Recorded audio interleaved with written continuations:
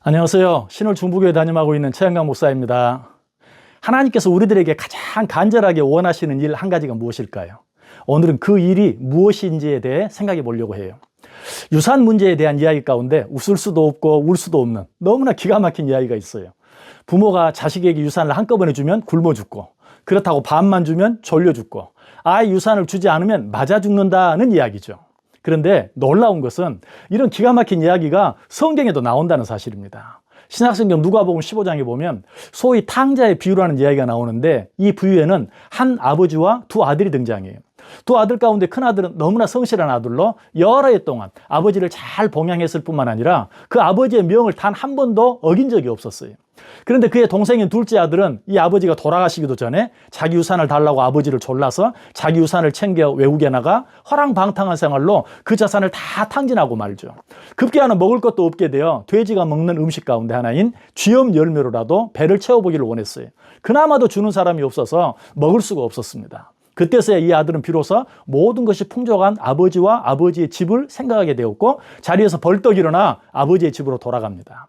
아들이 집을 나간 뒤로 날마다 집 나간 아들이 돌아오기를 간절히 기다리는 아버지는 저 멀리서 집을 나갔던 아들이 돌아오는 것을 보고 달려나가서 그의 목을 안고 입을 맞추며 기쁘게 맞아들일 뿐만 아니라 그에게 가장 좋은 옷을 입히고 손에는 가락지를 끼워주며 밭에는 좋은 신을 신기고 살진 송아지를 잡아 큰 잔치를 벌이죠. 때마침 큰아들이 밭에서 일을 끝내고 돌아오다가 집을 나갔다가 돌아온 동생을 위해 큰 잔치가 벌어진 것을 보고 심히 서운해하며 아버지에게 따지죠. 뭐라고 따집니까? 아버지, 나는 여러 해 동안 단 한 번도 아버지를 떠나지 않고 아버지가 시키는 모든 일에 순종하며 지금까지 살아왔는데, 나를 위해서는 염소 색깔이 한 마리라도 잡아 친구들과 즐기게 한 적이 없었는데 어떻게 아버지의 유산을 미리 달라고 졸라 그 유산을 가지고 외국에 가서 허랑방탕한 생활로 그 모든 유산을 탕진하고 돌아온 아들을 위해 살진 송아지를 잡아 잔치를 베풀어 줄 수가 있습니까? 라고 따졌어요.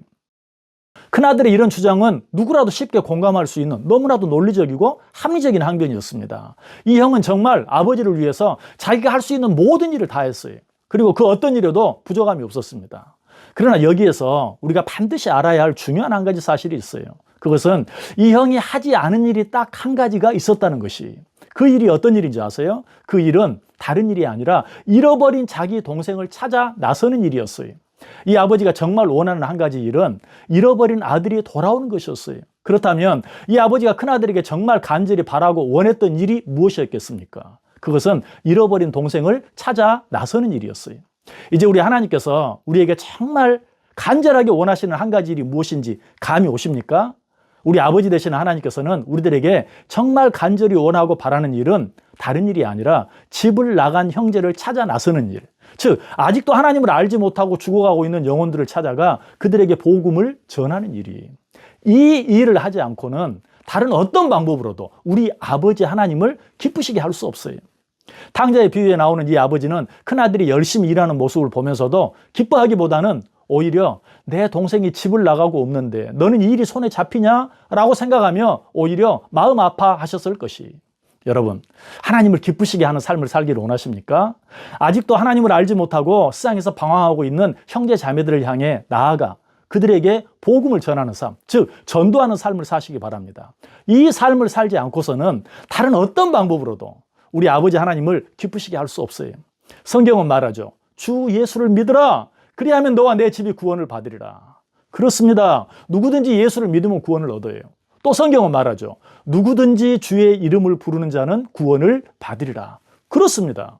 누구든지 예수의 이름을 부르면 구원을 받아요. 그러나 이 예수님을 전해주는 사람이 없으면 그 누구도 예수님의 이름을 부를 수 없고 또 예수님을 믿을 수 없는 것이. 그래서 사도 바울은 말하죠. 그런즉 그들이 믿지 아니하는 일을 어찌 부르리요? 듣지도 못한 일을 어찌 믿으리요? 전파하는 자가 없이 어찌 들으리요? 그리고 또 말하죠. 그러므로 믿음은 들음에서 나며 들음은 그리스도의 말씀으로 말미암았느니라. 예수 그리스도에 관한 좋은 소식, 즉 복음을 들은 자들만이 예수의 이름을 부를 수 있고 또 그를 믿을 수 있는 것이. 그러나 전하여 주는 자가 없으면 아무도 그 복음을 들을 수 없고 그 복음을 듣지 못하면 그 누구도 주의 이름을 부를 수도 없고 믿을 수도 없어요. 다시 한번 묻습니다. 정말 하나님 아버지를 기쁘시게 해드리는 삶을 살기를 원하세요? 오직 아버지의 기쁘신 뜻만을 위해 이 세상을 사셨던 예수님께서 이 세상을 떠나가시면서 그 방법을 우리들에게 가르쳐 주십니다. 뭐라고? 그러므로 너희는 가서 모든 민족을 제자로 삼아 아버지와 아들과 성령의 이름으로 세례를 베풀고 내가 너희에게 분부한 모든 것을 가르쳐 지키게 하라. 볼지어다 내가 세상 끝날까지 너희와 항상 함께 있으리라. 그리고 이렇게 말씀해 주신 것으로도 부족해서 우리를 위해 죽으셨다가 부활하면서 승천하시기 직전에 한 번 더 말씀해 주세요. 오직 성령이 너희에게 임하시면 너희가 권능을 받고 예루살렘과 온 유대와 사마리아와 땅끝까지 이르러 내 증인이 되리라 하시니라.